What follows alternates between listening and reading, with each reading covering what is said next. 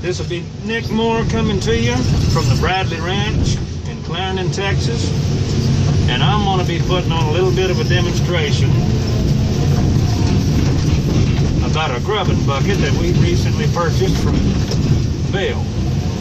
Now, first off, I'm going to say that I think I'm somewhat qualified to speak on the topic because I've run this thing for 10 years and I've probably got an average somewhere between 10 and 15,000 hours strictly running a grubber. Now, give you a little bit of brief history about what we've used in the past. From the time I started grubbing 10 years ago, we had, at that time, we had 2, maybe 3 buckets from Vail, grubbers, that were nothing more than straight edge. They didn't have any teeth on them. They were just flat cutting edge on both sides. And for the first 4 years of running it, due to me not knowing any better, I never had any complaints with it.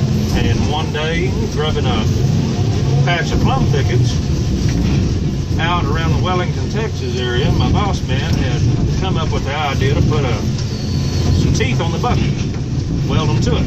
And me and a couple of the other operators at the time didn't think at all that we would like that idea very much.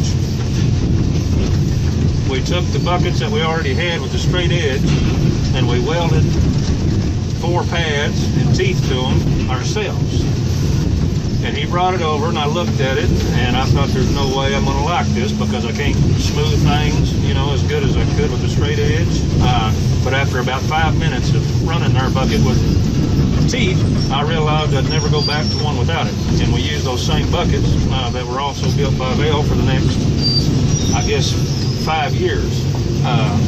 You know, over time, teeth would wear out and we'd take them off and replace them. But a couple of the main benefits of having teeth on a bucket is 2 key reasons.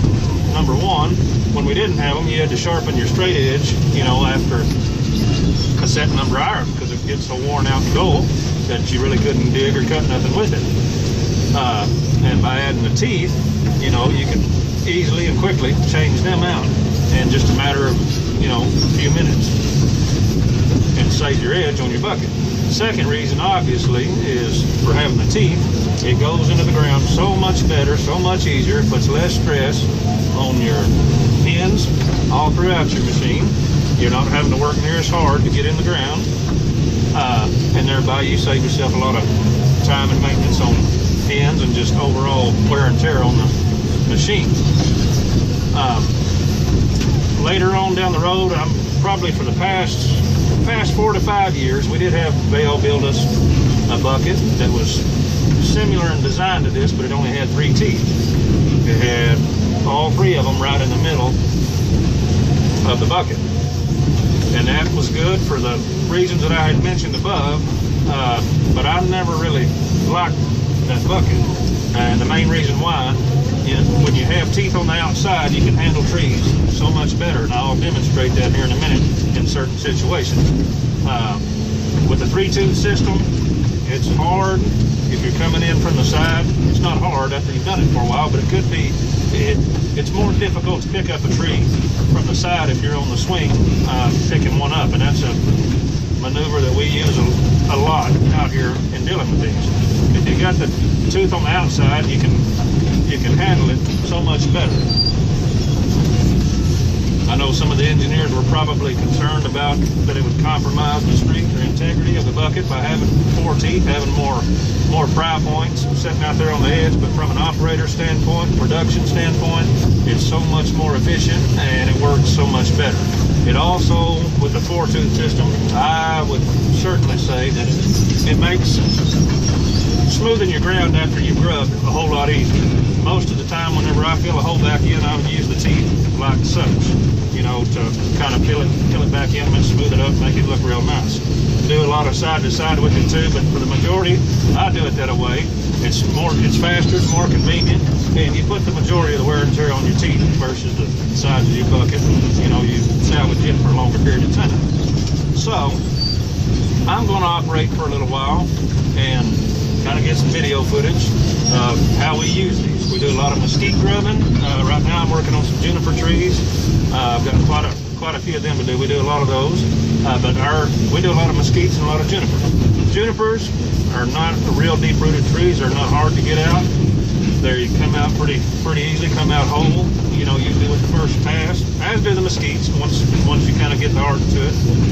But the mesquites are really deep-rooted trees, and they take a lot more pressure and a lot more effort to get out. As you can see, these come out with little to minimal effort whatsoever. Okay. When Vail delivered this bucket, I've been using it for approximately going on maybe 3 weeks right now.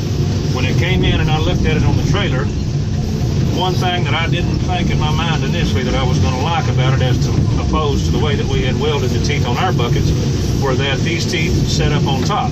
As you can see right here, I'll pull it in a little closer if I can. These teeth, they sit on top of the bucket.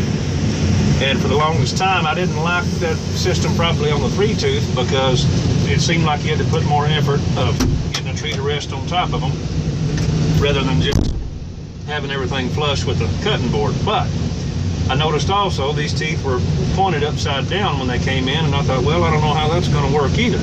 But turns out it's a perfect design. I had called my boss after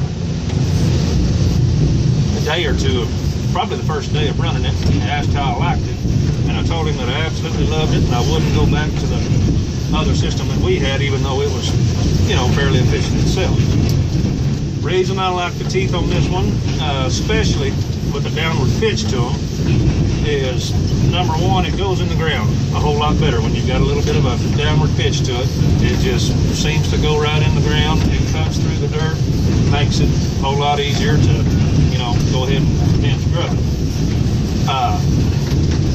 With the downward pitch the way these are, it also, whenever you go to pick up a tree that you've grubbed and you've not got it in the first pass or whatever, it kind of just slides right up on top and rests on your board. And so it's pretty effective in that manner too.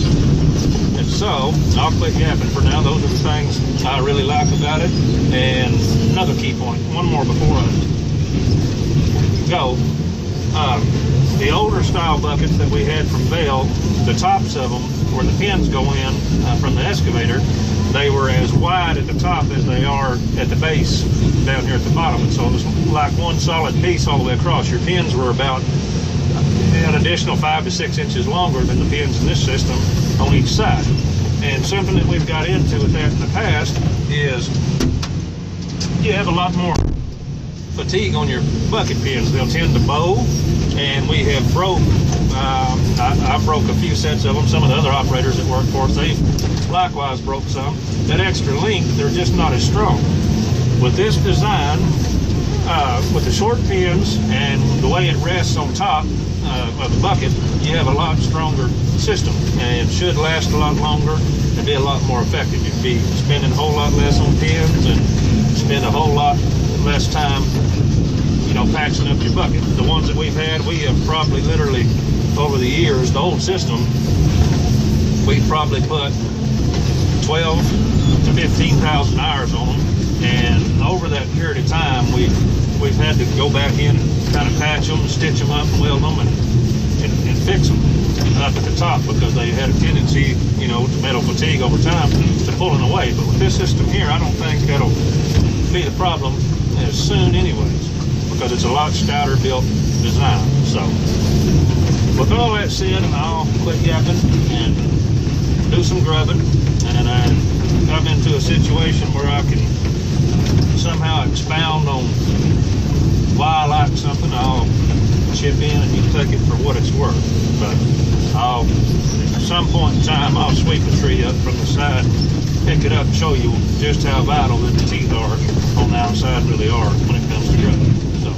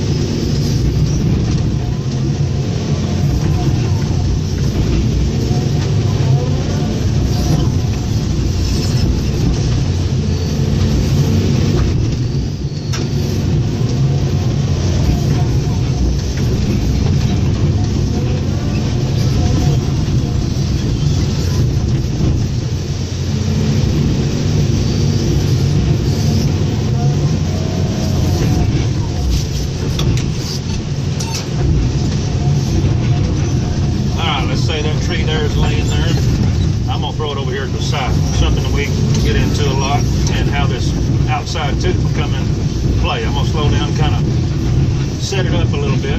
If I had just, let's say I'm gonna grub this tree right over here, and I wanted to pitch it in the windrow over here and just keep going right on around, by the time I get back to this tree here, I can lean down and scoop it to the side and there's no danger of losing it.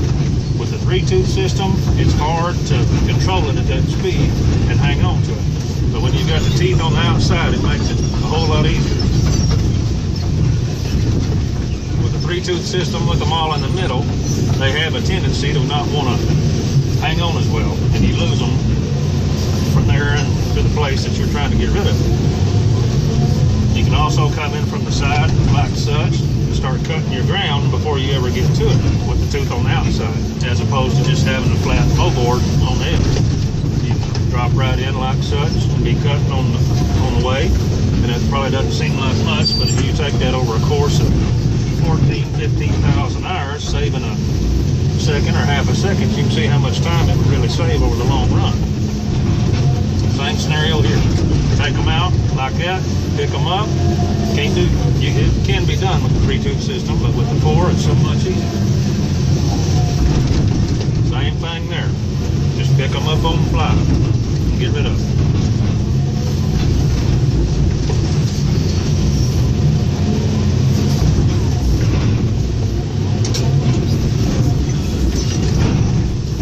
Said before, the back fill with these teeth pointed a little bit downwards makes it just that much more economical as you go. It's kind of like it's already set up for you.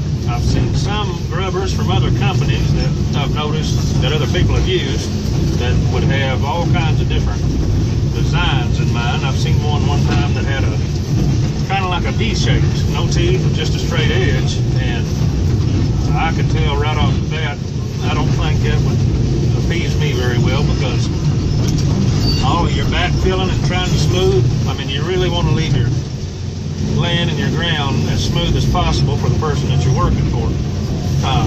You know, and something cut out in the middle to me just wouldn't be a very good system. This to me is ideal. Like I say, after running one of these things for somewhere 10 to 15,000 hours over the last 10 years, I don't think I would be content with any other style than what we've got with this setup right here.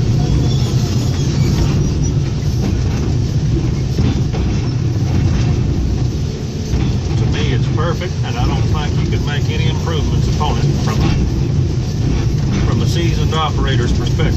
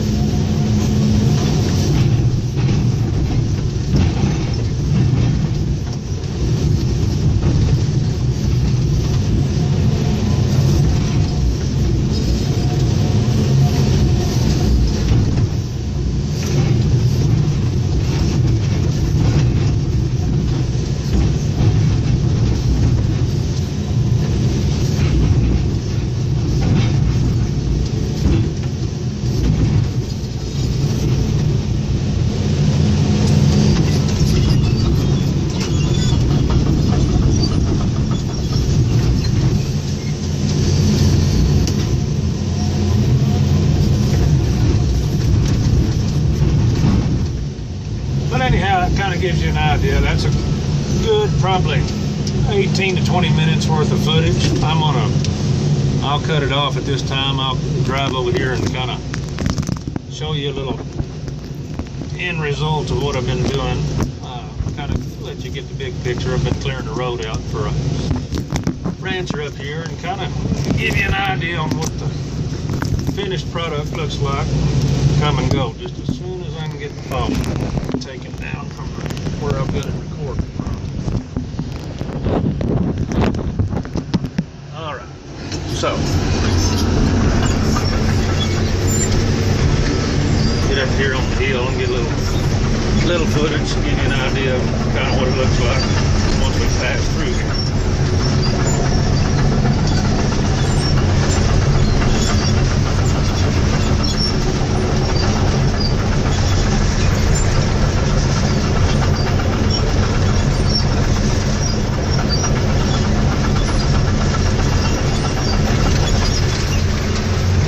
That's about it. We're going to be cutting a few miles of trees through here to clear some roadway, but once again, here's the bucket, built by Vail. Nick Moore operating for David Richards Grubbing and Excavation out of Childress, Texas. 20 minutes of footage. That'll be about it.